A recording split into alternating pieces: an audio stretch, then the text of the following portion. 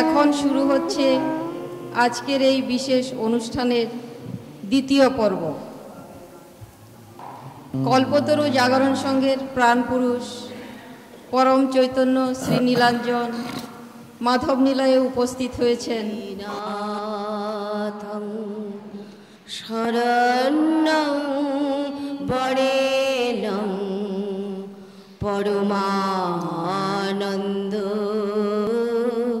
শ্রীমাধবম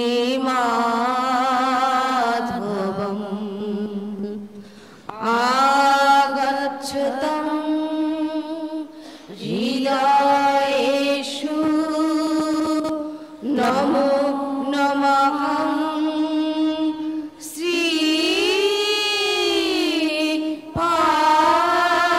শ্রীপাদপদ্মং নমোস্তুতে নমো নমঃ ধ্যানমূলং মাধবমূর্তিং বিশ্বরূপং বিশ্বম্ভরং জগদুদ্ধারকং শ্রীমাধব পরাৎ পরং ভবকর্ণ ধারকং করুণাময়ং চৈতন্যরূপং নমোস্তুতে নমো নমঃ।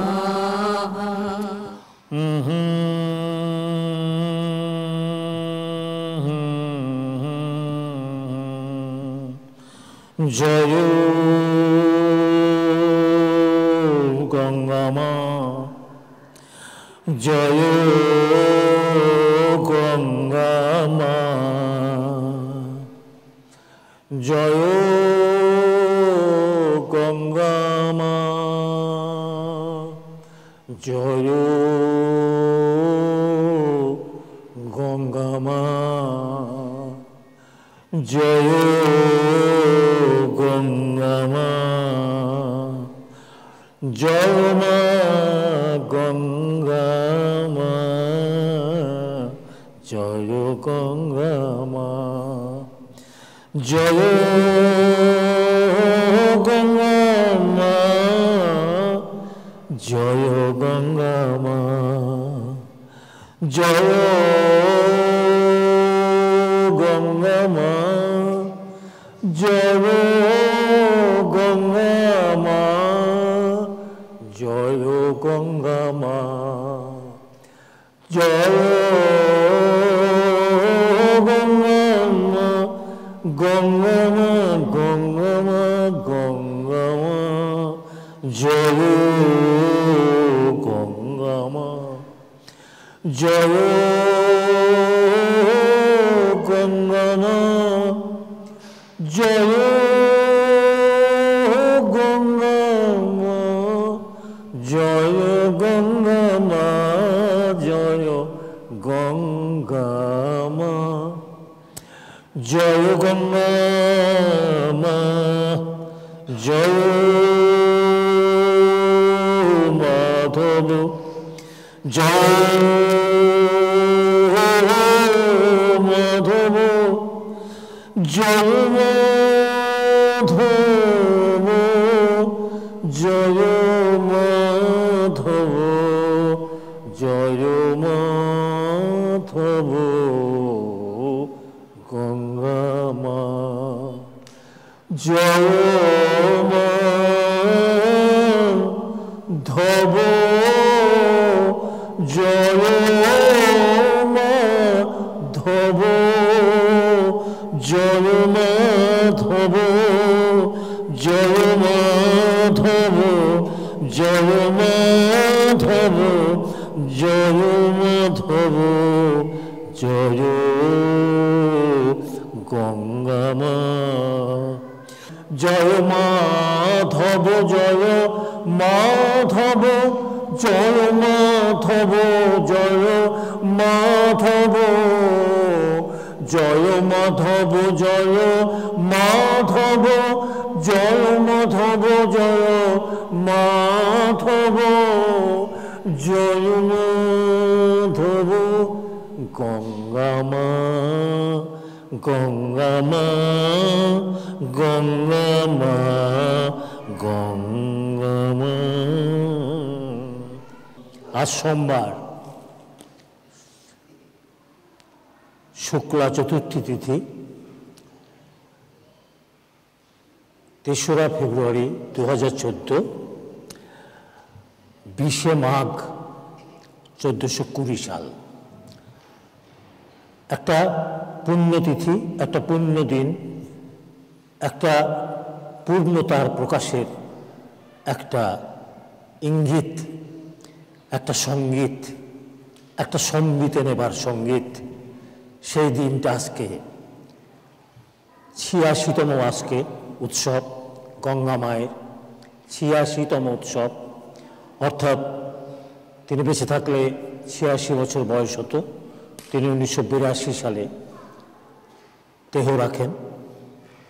32 বছর হলো তিনি দেহ রেখেছেন। তাদের দেহ রাখা, দেহে থাকা কোনো ব্যাপার নয়, সবই তাদের লীলার বিষয়। কতদিন দেহে থাকবেন, কি করবেন কি না করবেন, কতটা অভিনয় করবেন, কতটা মানুষকে বোকা বানাবেন, সব কিছু ঠিক করে তারা আসেন। এবং কোনো কোনো ভাগ্যবানের দিকে তিনি একটা বিশেষ দৃষ্টি দিয়ে তার নিজের শক্তিকে খুশি মতো একটু একটু প্রকাশ করেন। তার মধ্যে তিনি অনন্ত বিশ্বে ঝড় তুলে ফেলেন। যাই হোক, ঠাকুর রামকৃষ্ণ তার জীবনের লীলার সব থেকে বড় কথাটা তিনি বলেছিলেন কাশীপুর উদ্যানবাটিতে যাবার আগে, যে তোমাদের চৈতন্য হোক, অর্থাৎ বিশ্ববাসী তোমাদের চৈতন্য হোক, অর্থাৎ সত্য জাগ্রত হোক, অর্থাৎ তুমি জাগো, সকলকে জাগাও, সত্যকে জাগ্রত করো। এই হলো ঠাকুর রামকৃষ্ণের কথা ছিল। গঙ্গা মা কি বললেন? জাগতে তো হবে। কি করে জাগতে হবে? জাগাতে হবে। না জাগালে কে জাগবে? কারো পক্ষে জাগা সম্ভব কি? তাই তার একটাই বাণী, তার লীলা নেই কিছু, তার একটাই বাণী, শাশ্বত সত্যের বাণী, ভব কর্ণধার। সে বাণী ধ্বনিত হোক বিশ্ব পারাবার। জাগিয়া জাগাও তুমি মানব সন্তান, মানবিকতার ধর্মে সবে হও আগুয়ার। একটাই তার বাণী। অর্থাৎ আমি অনন্ত বিষয়ে, অণু থেকে পরমাণু থেকে মহাবিশ্বে জীবজন্তু, পশু পাখি, কীট পতঙ্গ, বৃক্ষলতা, গুল্ম, সর্বোপরি মানুষের দেহের মধ্যে আমি শক্তিরূপা, আমি মূলীভূত শক্তি, আমি মূলা শক্তি। আমাকে অবলম্বন করেই মানুষের জগতের রূপ গুণ সব কিছু প্রকাশ বিকাশ হয়। সেই আমি যদি প্রতিটি অণুতে, পরমাণুতে, প্রতিটি বিষয়ে, প্রতিটি দেহের মধ্যে জাগ্রত হই, তবেই একমাত্র সত্য জাগ্রত হতে পারে। তাই বললেন, জাগিয়া জাগাও তুমি মানব সন্তান। অর্থাৎ তুমি আমাকে জাগাও, অর্থাৎ তুমি আমার হও, অর্থাৎ তুমি আমাকে নিবেদিত হও, তোমার সর্বস্ব আমাকে দিয়ে দাও, তাহলে আমি তোমার মধ্যে জাগ্রত হতে পারি। সেই জাগ্রত হওয়ার যে শক্তি, সেই শক্তিটাই একমাত্র শক্তি যা বিশ্বে সত্য প্রতিষ্ঠা করতে পারে, সত্যের প্রকাশ করতে পারে, সত্যের জাগরণ করতে পারে। দ্বিতীয় কোনো শক্তি বিশ্বে নেই। সাধন ভজনে হবে না কিছু, নামে হবে না, প্রতিষ্ঠায় হবে না, অর্থে হবে না, গুণে হবে না, প্রতিপত্তিতে হবে না, সম্পদে হবে না, কিচ্ছুতে হবে না। শুধু লাগবে তোমার বিভূত্ব, অর্থাৎ তুমি তোমার সব কিছু তোমার প্রভুকে যদি দিয়ে দাও, তাহলে তিনি তোমার মধ্যে জাগ্রত হবেন। তাই মা বলছেন, জাগিয়া জাগাও তুমি মানব সন্তান।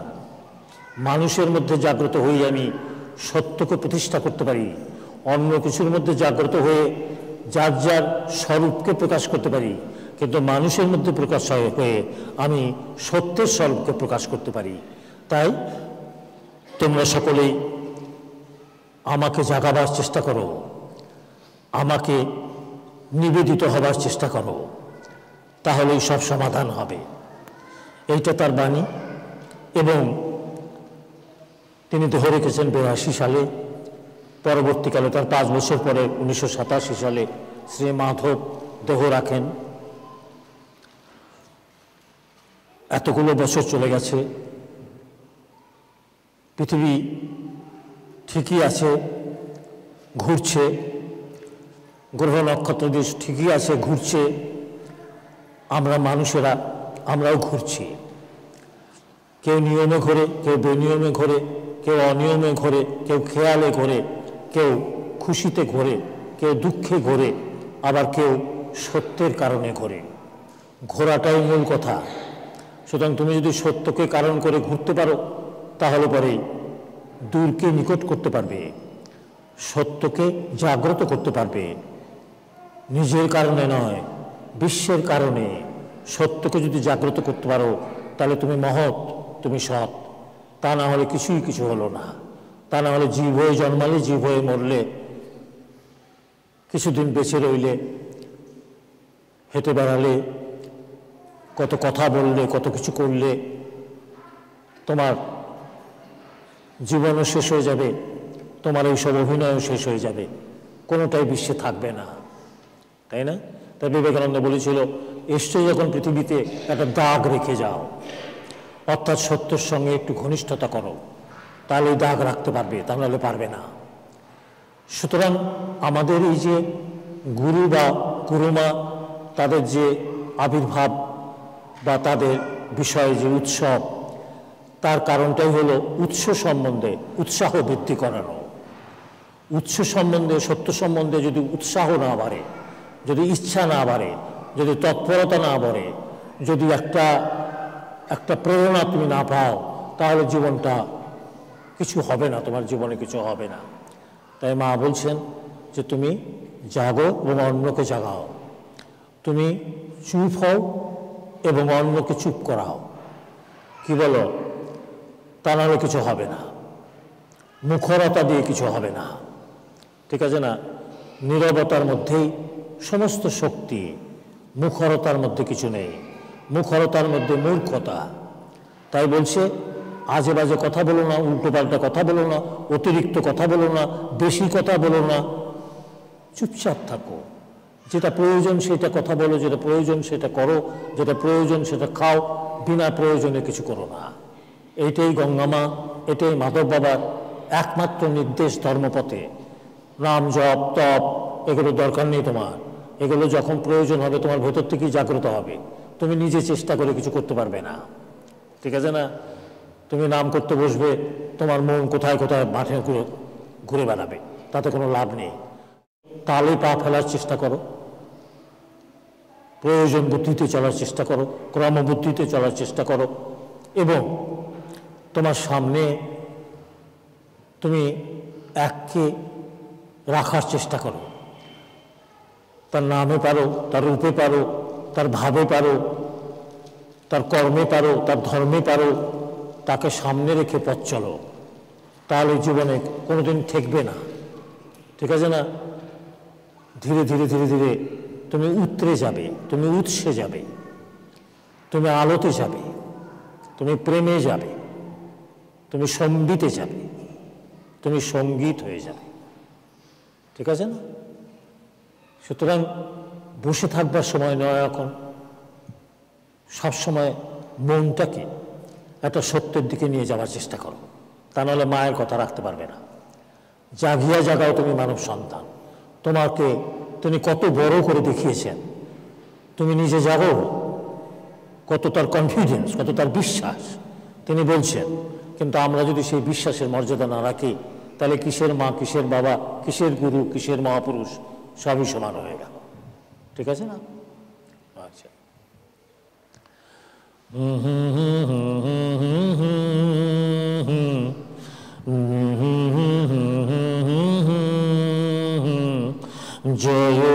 মাধব জয় মাধব জয় মাধব জয় মাধব জয় মাধব জয় মাধব জয় মাধব জয় মাধব জয় মাধব জয় মাধব জয় মাধব জয় মাধব জয় মাধব জয় মাধব জয় মাধব জয় মা গঙ্গা মা জয় মা গঙ্গা মা গঙ্গা মা গঙ্গা মা গঙ্গা মা। জাগাতে হলে গঙ্গা হতে হবে। কি বলো?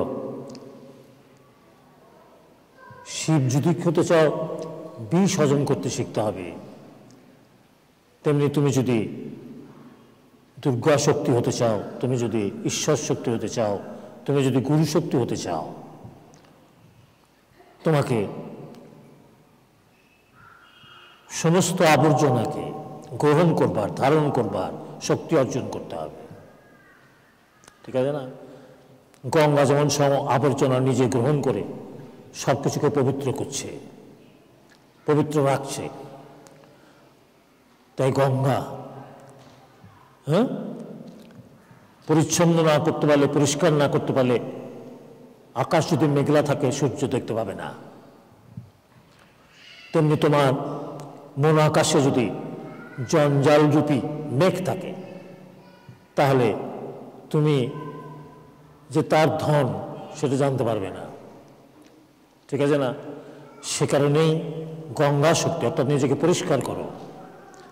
পরিষ্কার করার প্রধান উদ্দেশ্য হলো উঠতে বসতে নিজেকে তিরস্কার করো।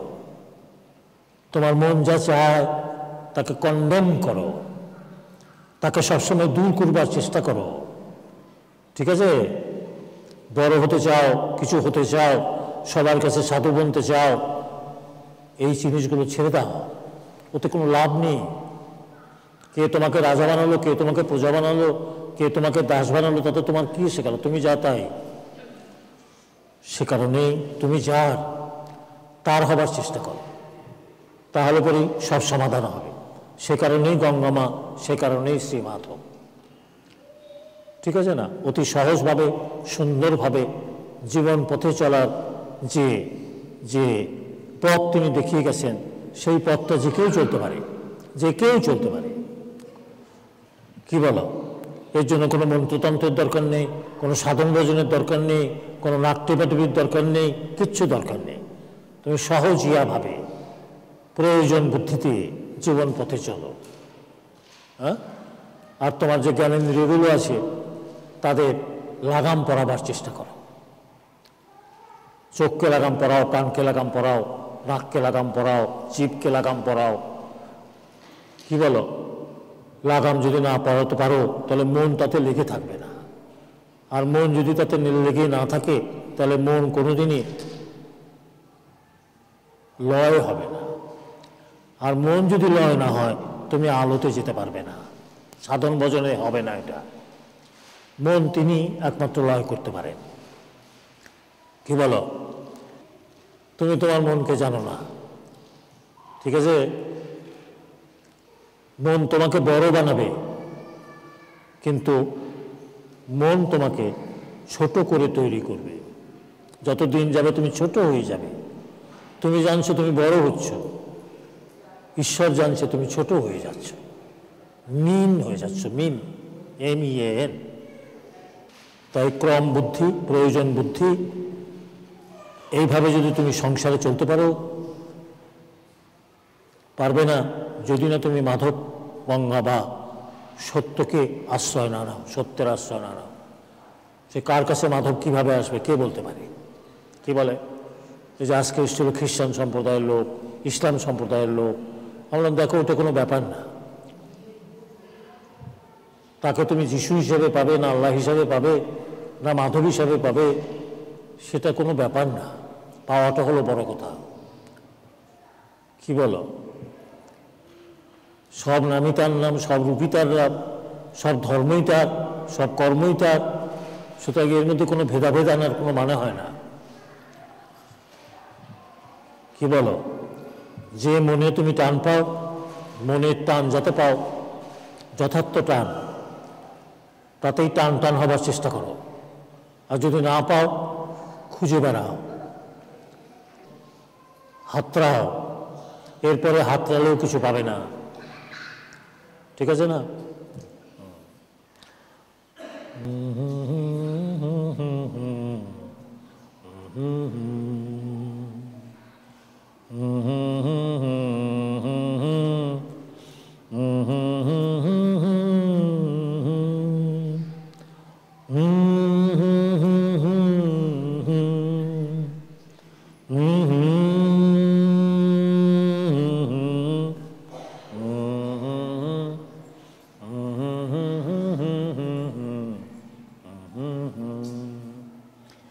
জয় মাধব, জয় মাধব, জয় মাধব। জয় মাধব আমি বলছি, আমার মধ্যে কে শুনছে?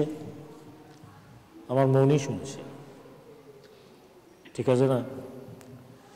জয় মাধবটা যদি মন্ত্র হয়, শুনতে শুনতে শুনতে শুনতে মন তার আকর্ষণ পাবেই। আর এটা যদি মন্ত্র না হয়ে থাকে, তাহলে ওই যন্ত্রে তুমি তার থেকে যতই বাজাও কিছু হবে না। জয়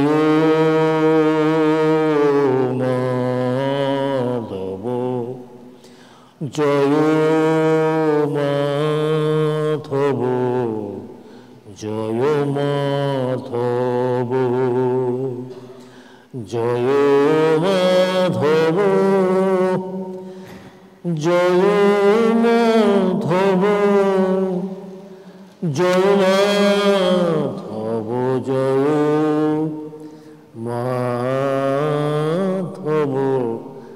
জয় মাধব, জয় জয় মাধব, জয় মাধব, জয় মাধব, জয় মাধব, জয় জয় মাধব, জয় মাধব, জয় মাধব, জয় মাধব। বলো। দেখো, মাধব বাবা 26 বছর দেহ রেখেছেন। আমরা কি বুঝেছি না বুঝেছি জানি না। আজকের একটা ঘটনা বলি, শুনলে ভালো লাগবে। মিস্টার সুকুমার সরকার, উনি পশ্চিমবঙ্গের প্রথম বিশপ। তো হঠাৎ তিনি বিশপ হওয়ার পরে বা তার আগে থেকেই মাধব সম্বন্ধে ইন্টারেস্টেড হয়। আমাকে বলে যে আমি অনেকবার আসার চেষ্টা করেছি, আসা হয়নি, তো আজকে এসেছি। আমার এত ভালো লেগেছে, আমি আপনাকে কি বলবো, আমার ভীষণ ভালো লেগেছে। এবং আমি আগেই বুঝতে পেরেছিলাম আমার এত ভালো লাগবে, এই জন্য আমি সঙ্গে আমার গর্ভধারিণী মাকে নিয়ে এসেছি। মাকে নিয়ে এসে আমার সঙ্গে পরিচয় করে দিলেন। মা বললেন, তুমি বাবা আমার ছেলেটাকে একটু আশীর্বাদ করো। আমি মনে হয়, দেখো তোমার ছেলে তো অনেক বড় হয়েছে, তা আমার মতো সাধারণ মানুষ তাকে আশীর্বাদ করবো, আমি সেটা বুঝি না, তুমি একটু তাকে আশীর্বাদ করো। আমরা দেখো, এটা তোমার বিশ্বাসের ব্যাপার, বিশ্বাসের ব্যাপার। তোমার যদি বিশ্বাস থাকে, অবশ্যই তুমি আমার কাছ থেকে কিছু পাবে, এটা কোনো সন্দেহ নেই। তোমার যার উপরেই বিশ্বাস হোক, তার কাছ থেকে তুমি কিছু পাবে।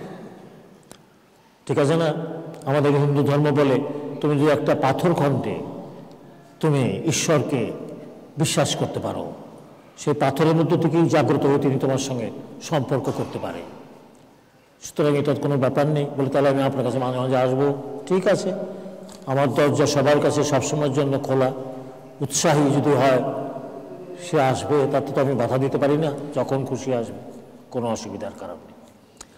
সুতরাং মাধবই সে আমাদের কাছে যতটা